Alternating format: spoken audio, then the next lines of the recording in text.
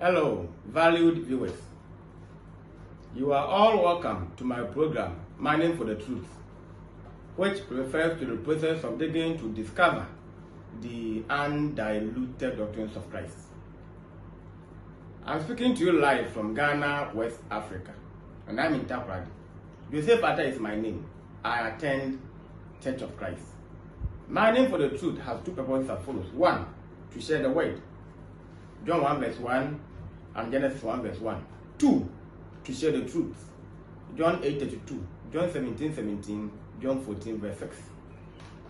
I welcome all my viewers from all over the world.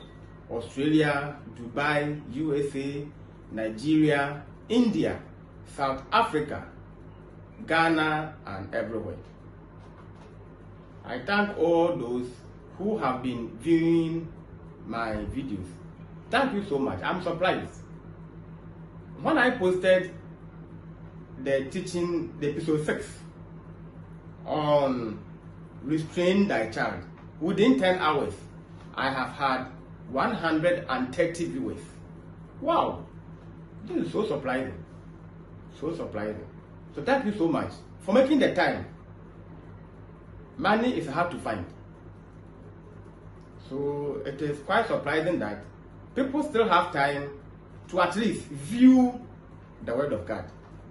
Thank you so much. So this means that within 1 week, I will have more viewers. I thank all those who have been donating to support the program. God bless your work, and may He continuously increase your salaries.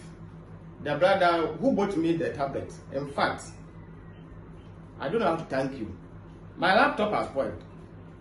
So supposing that I don't have a tablet, how can I teach? So I borrow someone's laptop to do my typing, and convert into PDF and send to the tablet to teach. God bless you so much. What an intervention. God bless you so much. I'm grateful. Always, I will remember you. I welcome my brothers from UMAT, Efikado campus, Takoradi. We are meeting very soon. I welcome brothers Amokobina, Theophilus Enu, Fedra and Ferida, all my family members, and Mrs. Atta, Doris Odonko. I love you so much, and I know you love me too. I don't know whether you have chanted me, but I'm not sure. I'm not sure you will do that.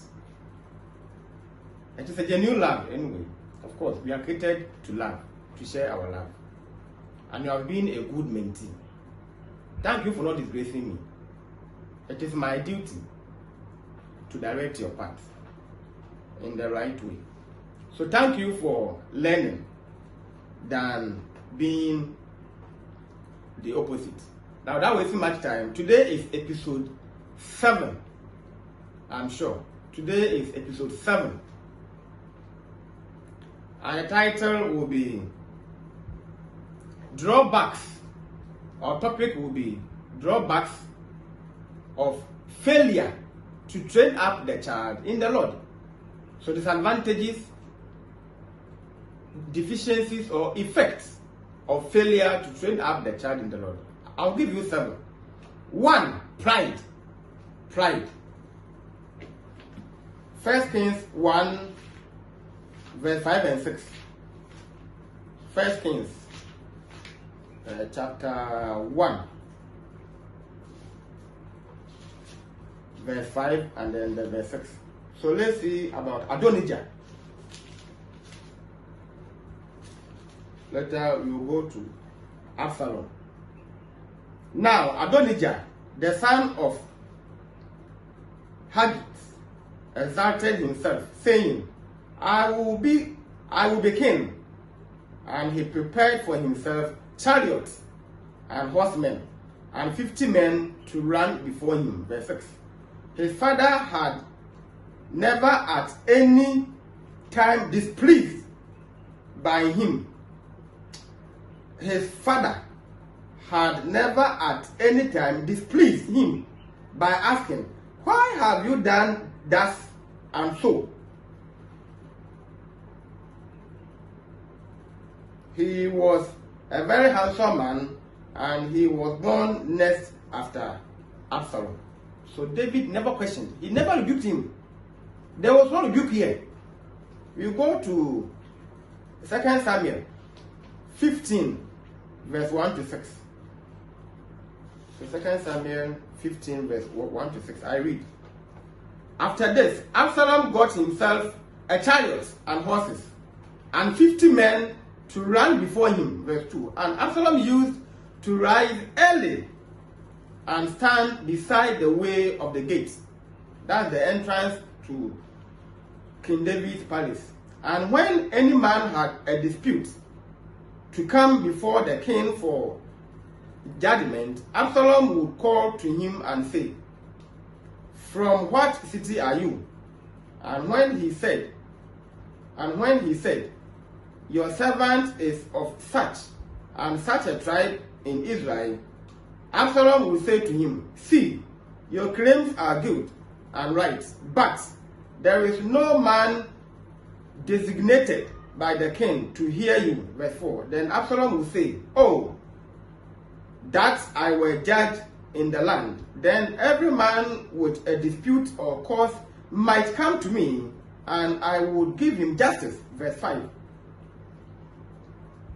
Thus Absalom did to all of Israel who came to the king for judgment. So Absalom stole the hearts of the men of Israel. So verse 6 has ended. I suppose you heard me right. And look at what the sons are doing to a living father. David failed to discipline Adonijah and Absalom when pride and arrogance reigned in their hearts. He refused to discipline them. Even when you go to 1 Kings 5, 1 Kings 1, I think verse 6 or verse 5, it's saying that no point in time was David displeased to Adonijah. He did not reprimand them. So David was a weak father who preferred pampering his children than reprimanding them. He didn't rebuke them. He did not reprimand. Now you can imagine a king who is alive and 2 children are struggling to become the next of king. The king has to choose than you proclaiming yourself. We are hereby informed that David was chosen by God. And to be a king in Israel, there was a selection. And not that you have to proclaim yourself. No. David was anointed officially to replace King Saul, who served himself. So why was it that 2 children were combating for supremacy, who to be the next of kin? And this is an error. Even in this life, for example, your properties, and your children want you to die earlier so that they can inherit. Some people have been donating to charity so that even if the father or the mother is dead, then the children will gain nothing. It was David's mistake to correct the children from pride and arrogance. You see, pride first before the arrogance. He was a weak father. I have always been saying that David was a weak father. I have never seen anywhere in the Bible that he called Absalom to order. He called Adonijah to order. No. He was just pampering them. So we see this nowadays. The king's children, the chief's children, the president's children, the preacher's children, the pastor's children, the elders' children, they're misbehaving. And they fear their children. Not all of them. Some fear their children and they are not able to reprimand them. They can't correct them. 2, degeneration or collapsing. Degeneration, degenerating or collapsing. 2 Samuel 18, verse 17.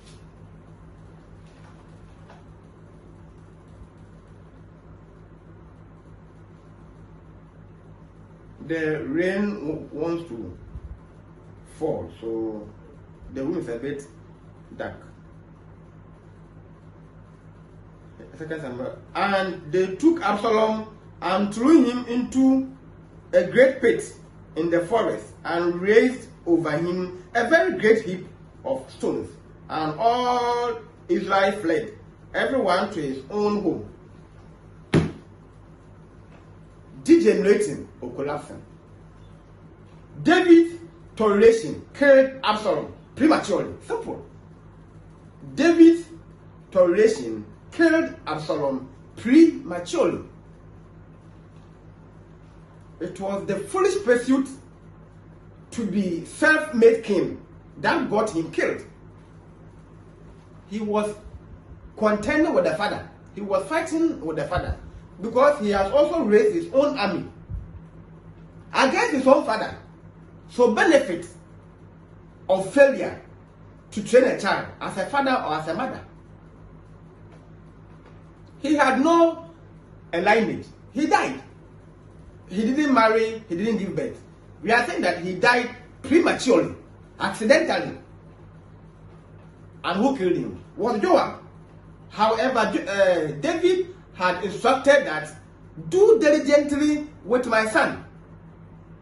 Absalom was being defeated, so he was running away with his horse. And because of his long hairs, it was caught up by the branch of a tree. So he was hanging, but not dead. So we thought that Joab, being his cousin, was going to rescue him. But he killed him and even invited his subject to also strike Absalom. Why? Because there was a grudge between Joab and Absalom.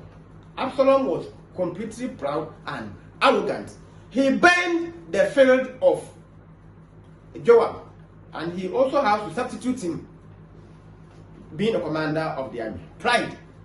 Absalom wasn't a king. So why? One, why did he burn his field? And two, to change him or to replace him. You see?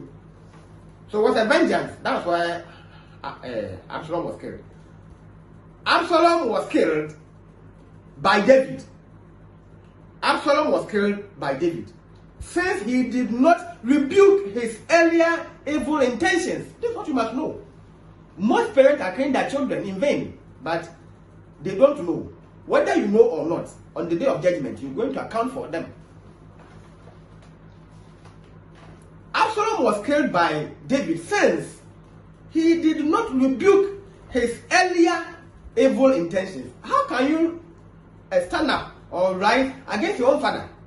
How possible? To sack him from his palace. You go there. Point 3. Arrogance. Arrogance. Genesis 4 verse 9. We are going to Cain. Then the Lord said to Cain, Where is Abel your brother? Where is Abel your brother? He said, I do not know. Am I my brother's keeper? Gross impudence. Gross impudence.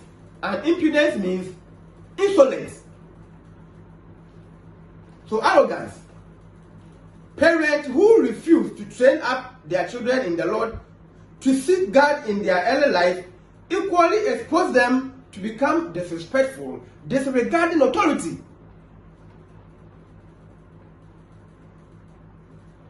God was asking, Cain had killed his brother Abel. God was asking him, and look at the answer that Abel gave to God. Am I my brother's keeper?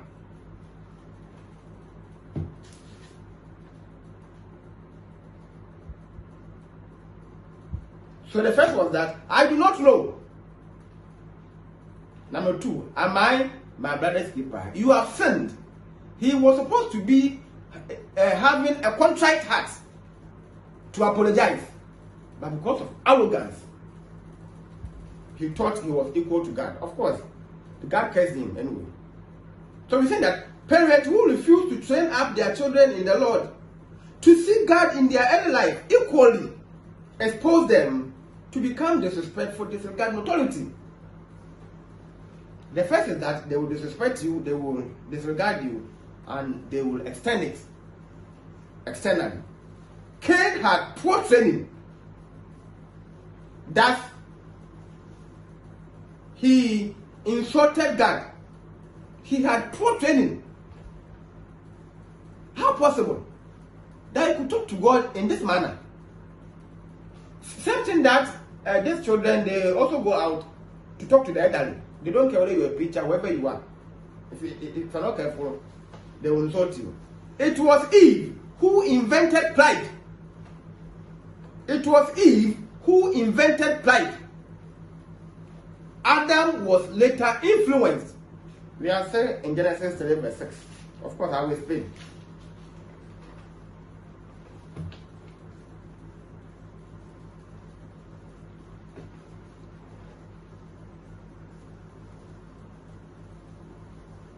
So when the woman saw that the tree was good for food, and that it was a delight to the eyes, and that the tree was to be desired to make one wise, she took of its fruits and ate, and she also gave some to her husband who was with her, and he ate.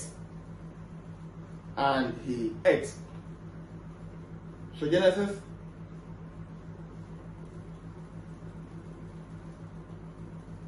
Yeah, 3 verse 6.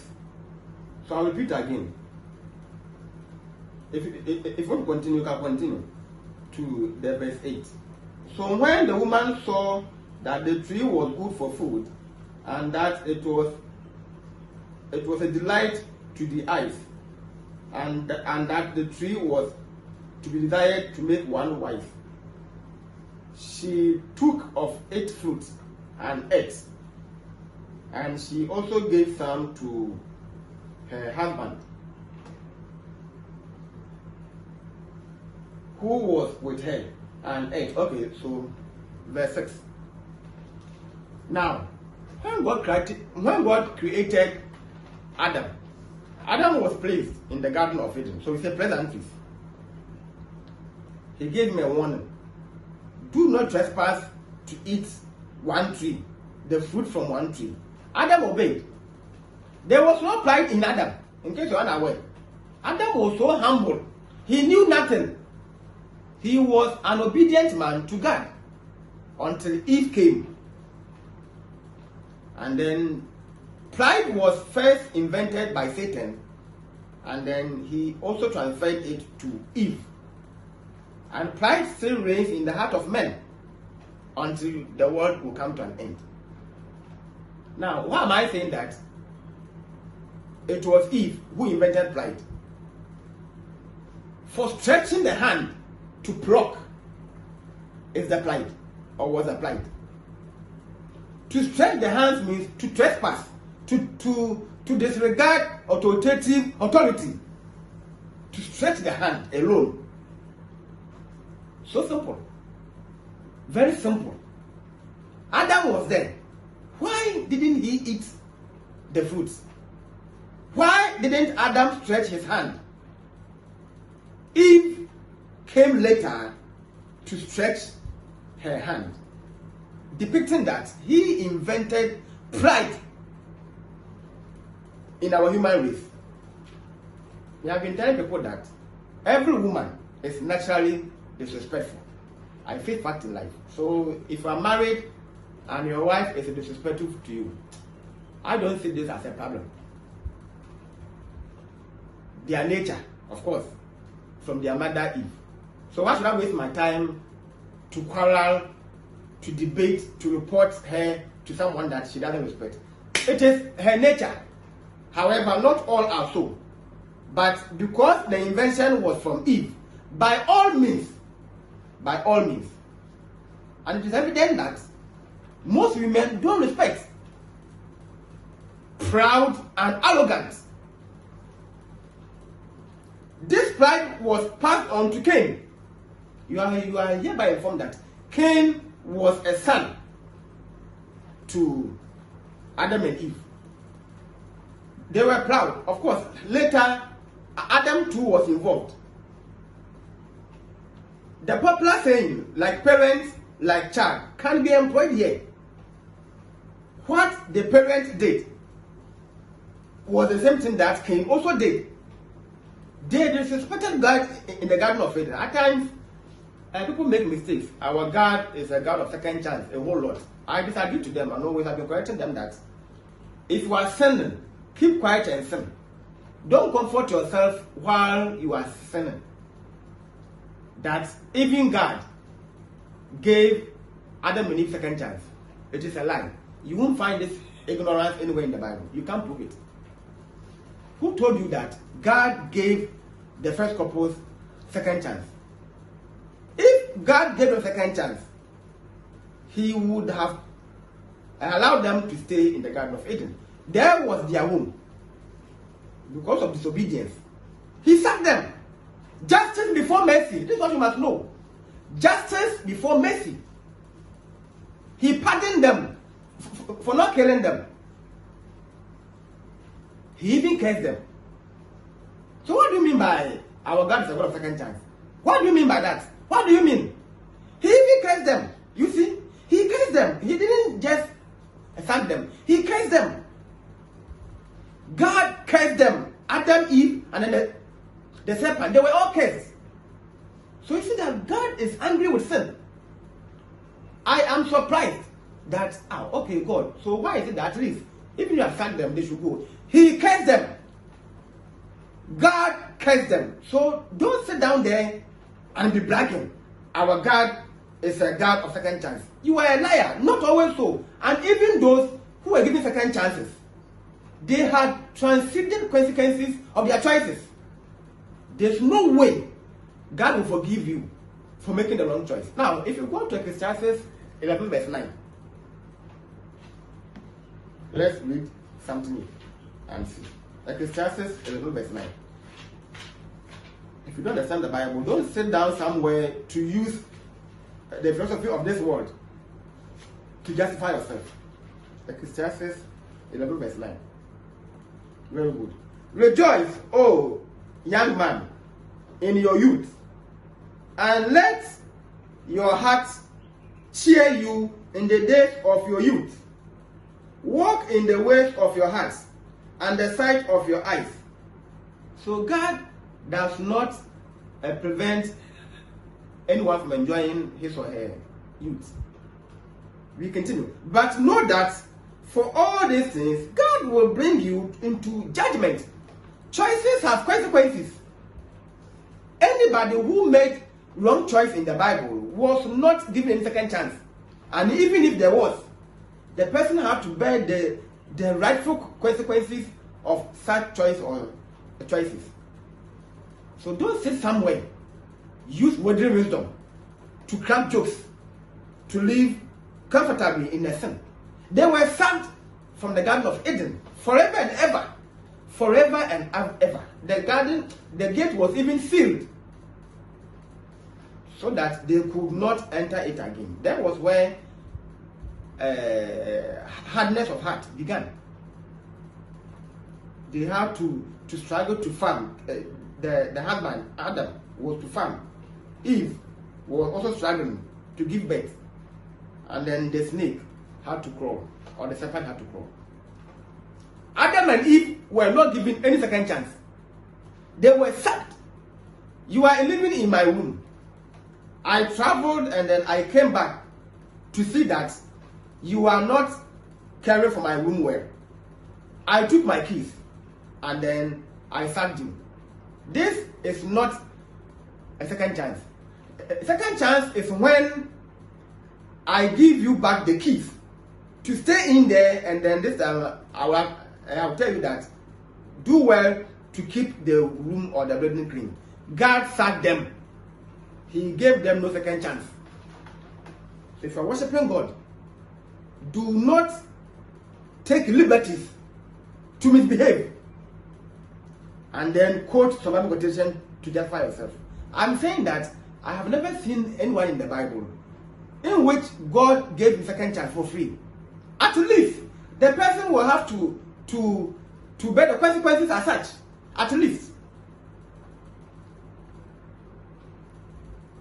So like a parent and child, they were the first people to disrespect God. Adam and Eve were the first people to disrespect God. It was not surprising that their son imitated it. That's why I'm saying that. Like parent, like son. However, Abel was not so. 4. Coup d'etat. Coup d'etat. 2 Samuel 15, verse 12 to 17. Coup d'etat. And someone will ask, do you have a coup d'etat in the Bible? Yes. Everything is in the Bible, unless you study. Everything is in the Bible. 2 Samuel 15, verse 12.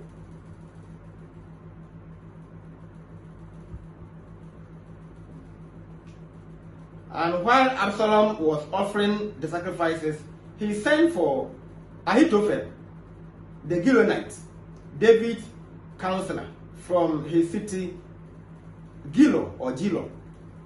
And the conspiracy grew strong, and the people with Absalom kept increasing. Verse 18. And a messenger came to David, saying, the heart of the men of Israel have gone after Absalom. Verse 14. Then David said to all his servants who were with him at Jerusalem, arise and let us flee, or else there will be no escape for us from Absalom. Go quickly, lest he overtake us quickly and bring down ruin on us, and strike the city with the edge of the sword. Verse 15. And the king's servant said to the king, behold, your servants are ready to do whatever my lord the king decides. Verse 16. So the king went out, and all the household after him, and the king left 10 concubines to keep the house. Verse 17. And the king went out, and all the people after him, and they halted at the last house. Coup d'etat. David's toleration. So you see the results. We have children who have shot their own parents. We have children who have sacked their own parents from their own homes, so that they will have the time to rule. They were so lazy in life. So their interest was to inherit the parent property, and they will keep you long to die. So either you are shot. Some even drag their parent to court to split the inheritance and give them their portion. Coup d'etat. David refused to reprimand Absalom, to refrain from evil doings. So see the results. David became a lazy king, leaving a gap in his palace. So Absalom stole and utilized it against him by overthrowing him. David once again was a weak father and a lazy king. You can recall that when Israel was going to war, he chose Joab to become the army commander. And when he was home idle, doing nothing, was where Satan gave him work to go and rape Bathsheba, and then later he murdered Uriah. He was a lazy king. If you trace the history of King Saul was always leading the Israelites to a war. Always. That's one main thing I love about King Saul so much. He was always a leader. He was always leading the army. Always. David was the opposite. He chose a delegate. And because he left a gap in the palace, Absalom had to occupy, use it against him. Absalom won the heart of the Israelites, making David a useless king to them. Yes. He was even growing older. And Absalom was younger, very handsome, beautiful. Even the Bible uses beautiful. You can imagine a man being ascribed as beautiful. So all the heart of Israel were with Absalom. And he combined with Ahithophel, the counselor of David, now becoming the counselor of Absalom. They united and fought against David. He was chased out from his own palace. So we call this hunting and hunting. To hunt means to pursue regularly or to visit regularly, and to hunt means to kill. Absalom was ready to kill his father David. So you can imagine this. Drawbacks of failure to train up the child in the Lord. You sit down there and then assume I am joking. Then let your children be overruled by Satan. You will see the end.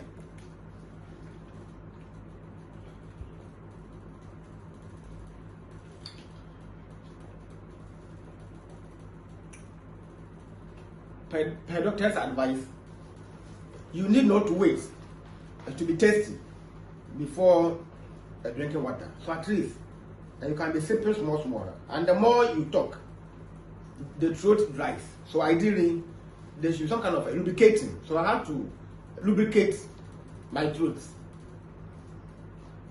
to avoid any friction anyway. Of course, I did engineering. So King David was useless to the Israelites. Parents who refuse to train their children to follow God, equally prepare them to become hostile or antagonistic against them later in the future. You sit down there and think that you are contending with God. You are making God to be jealous. They are my own children. Some people will say they are my own children. So you don't tell them how I should train them. Fine. And it is good that by God's grace, they are your own children.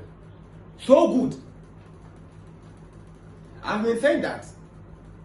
And when I go to TikTok, sometimes I see mostly the girls, a lot of indecencies. So some will follow me and then I will have to reject it. I hate indecency, of course. I hate indecency. I am not 100% righteous. But the Christian must not be yoked with unbelievers.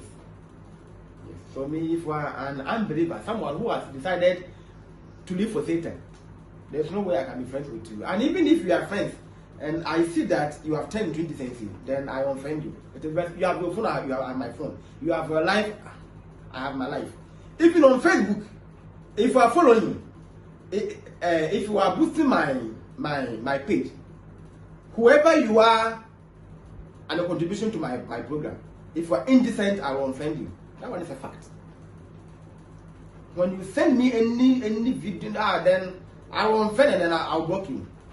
The fact that I'm looking for subscribers on YouTube, Joseph Attest Ratio, I'm looking for more followers on Facebook, does not mean that I should tolerate. No. That I should tolerate indecency. No. I won't do that. I will never do that. So you continue to train your child into prostitution. They show naked videos and they get more likes and a whole lot so that they will be paid monthly. How much is this money? We have people who have made more money from YouTube and then Facebook. When they die, they won't be buried with this money. And money is good. But avoid this honest gain. You must avoid this honest gain. Sometimes when you post, I remember I have an old friend called Aqua Ebenezer. Initially, he helped me to gain 100 subscribers in YouTube and also 100 followers on Facebook.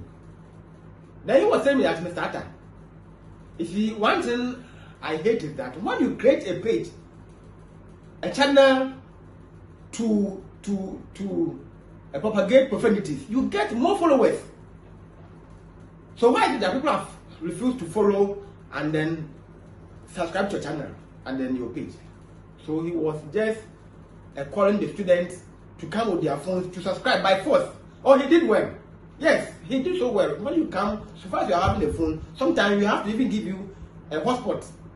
You follow the page on Facebook and then you also have to subscribe. That was how we were able to cross the 100 viewers. followers and then subscribers. He said, Mr. Atta, I don't understand. Why is it that people will follow a page or platform which is full of profanities and that they have refused to follow the word of God? So that's life. So if you want to train your child to be a prostitute, to be a gambler, it is up to you. But you are hereby informed that you are training a weapon against yourself.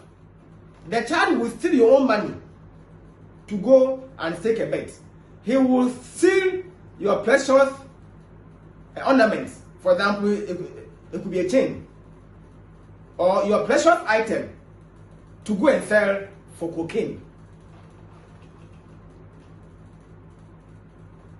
Once again,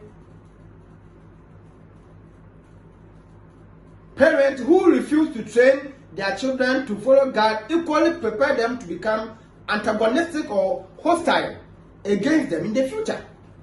David never knew. He never knew he was training his son, Absalom, as a weapon to be turned against him later. He never knew. And so also, you also don't know. When I tell you the truth, then you insult us. No problem. Always I've been telling my students that I'm a teacher, a trained teacher, and teaching involves insults. So when you insult me, you have done me no harm. Now, if you want to annoy me, be creative, because insult is nothing to me. We were trained to endure insult, just as a soldier has been trained to endure bullets. So am I. So me, if you insult me for doing the right thing, I care less. Now, if you come to my page or my video to even condemn, I will never reply you. Yes, me, that's how I am. I will never ever reply. Sorry, I will never reply, because if you don't like it, where you hate is where someone also likes. So what's your space? So there's no way you can discredit me. I will never mind you. Your comment will be there. I won't delete it. And of course, you will have people who are sensible to counter-attack. Yes. If you don't understand what I'm saying, does not mean you should go against it. Or if you don't like what I'm doing, does not mean you should go against it. If you go against me, you are contending with Christ. Paul could not contend with Christ. 5. Corruption and bribery. Corruption and bribery. We are still on 1 Samuel 8, verse 3. We will go to 2 and 12.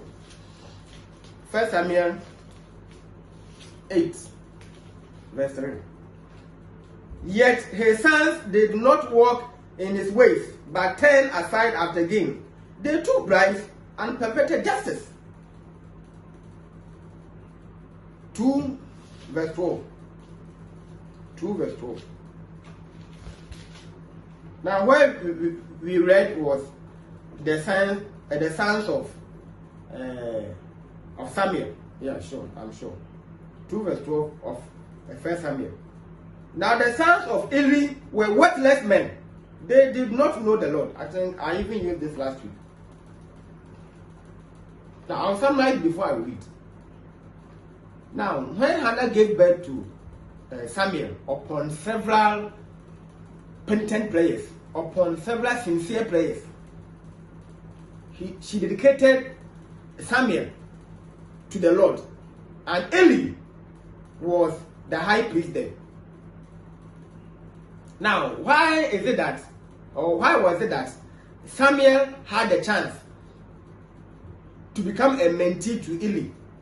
Because the sons of Eli were corrupt and useless.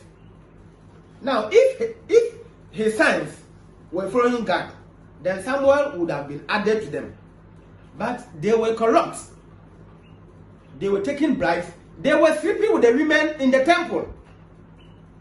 They were immoral. So therefore, Samuel had the clean chance to learn from Eli. Now, I am sure that Samuel saw the activities of the sons of Eli.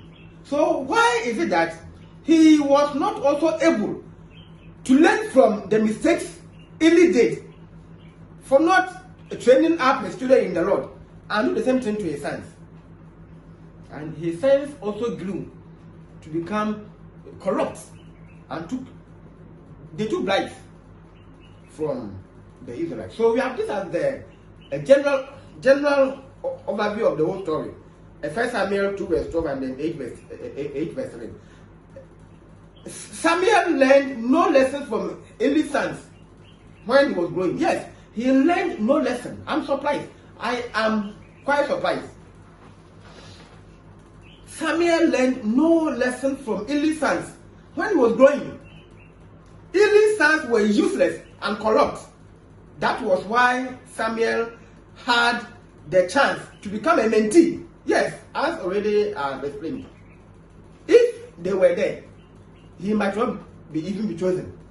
But because they were not there, that's why he had a chance to tap everything. But Eli did well. Just as Eli failed, likewise Samuel. Therefore, his sons took bribes. So you can imagine. The sons of Samuel took bribes to pervert justice. Parents must always teach their wards their family's profession, irrespective of either participating in future life or not.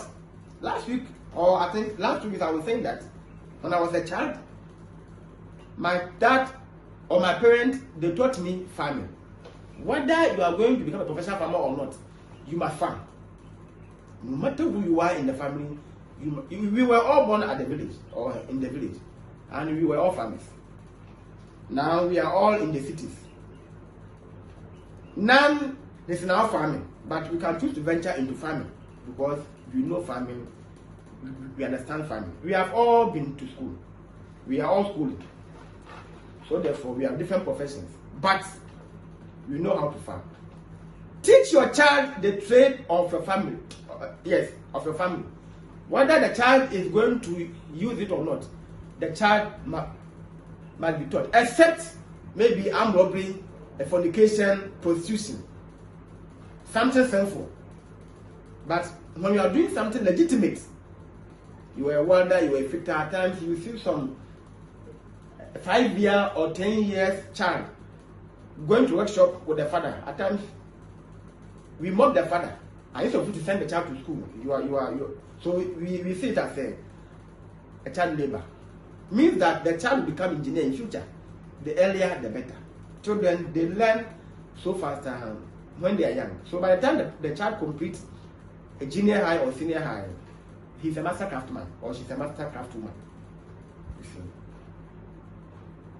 But Samuel didn't do so. Eli also didn't do so. They allowed their children to fashion in the parts of the world. And the result was that they became irresponsible fathers. Both Samuel and Eli were irresponsible fathers. Last week I was saying that when there's an accident, we blame the driver first. Whether a passenger was quarreling with him or not, your interest was to ensure the safety of the car and the passengers. How can a driver turn back to quarrel with a passenger? Your duty is to steer and then to drive straight on the road. Where there's no mate and there's a passenger who is misbehaving, you have to let this person alight so that you can travel in peace. So when a child misbehaves, we trace the parent that your parent did not train you well. That's why I'm saying that Samuel and Eli did not train their children well. When you see my children going well, it means that I did not train them well. Whether I did my best or not, I didn't do well because I have my friends who have trained or who are training their children perfectly. So you have no excuse. 6. Recalcitrant. Recalcitrant. Same 2 Samuel 2, verse 22 to 25. Now Eli was very old, and he kept hearing all that his sons were doing to all Israel, and how they lay with the women who were serving at the entrance to the tent of meeting. So you can imagine, they were sleeping with the women at the entrance of the tent of meeting, where God was to be met. They were sleeping with the women at the entrance. Hey, this is extreme. At least they could would have rented somewhere for this prostitution. To blaspheme God and to show impudence, they were sitting with the women in front or at the entrance of the tent of meeting. Can you imagine this? So let's see what the father did. And he said to them, why do you do such things? For I hear of your evil dealings from all these people. No, that's verse 24. No, my sons, it is no good report that I hear the people of the Lord spreading abroad. Verse 25. If someone sins against a man, God will mediate for him. But if someone sins against the Lord, who can intercede for him? All these are warnings. But they would not listen to the voice of their father, for it was the will of the Lord to put them to death.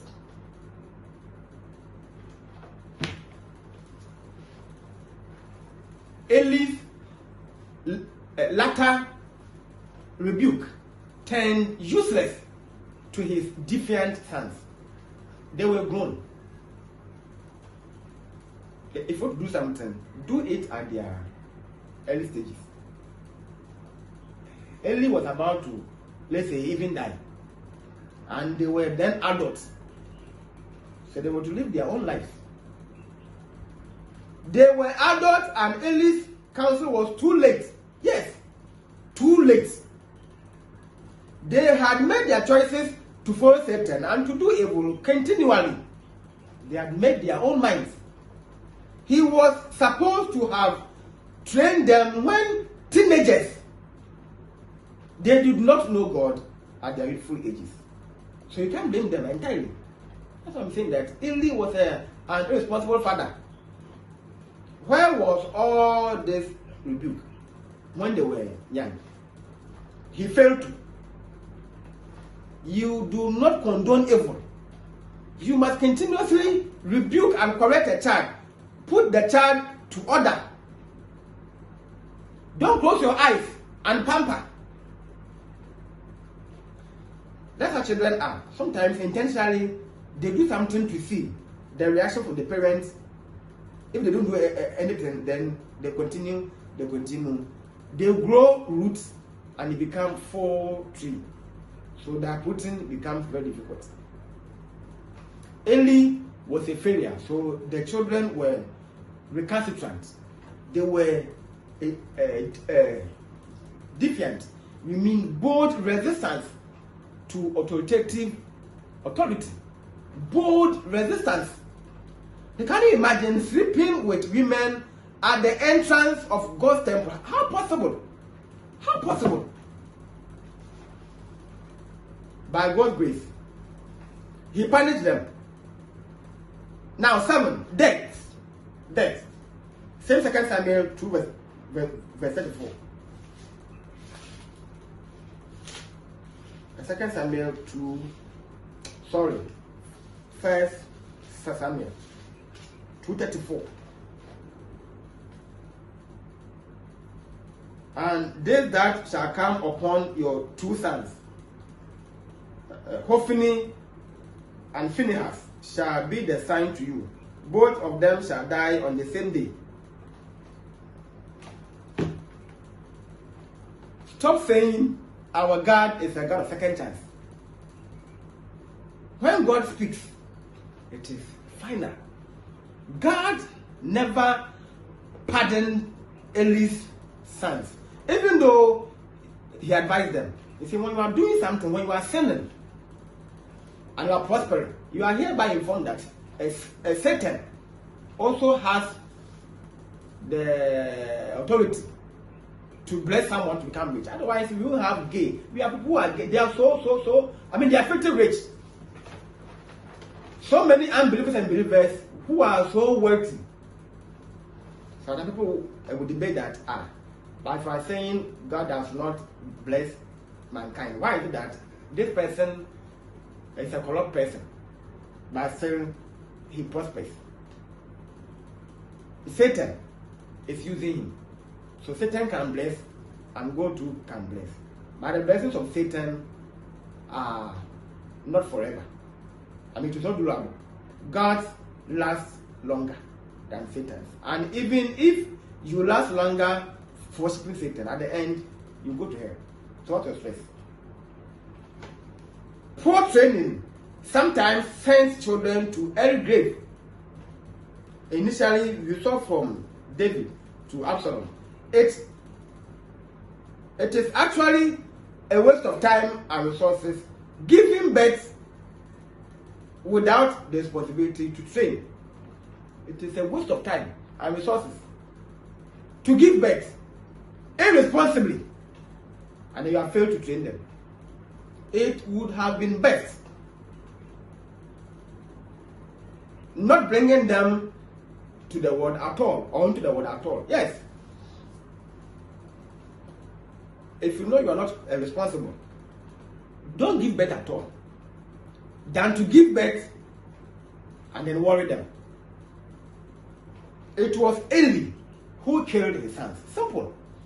So simple. As David killed his son Absalom, so also Eli killed his sons. So simple. And I suppose I explained better when I was treating the story of Absalom. Now, conclusion. Children must be taught how to think, not what to think. This one was said by Margaret Mead. If you go to my introduction, I said all these things there.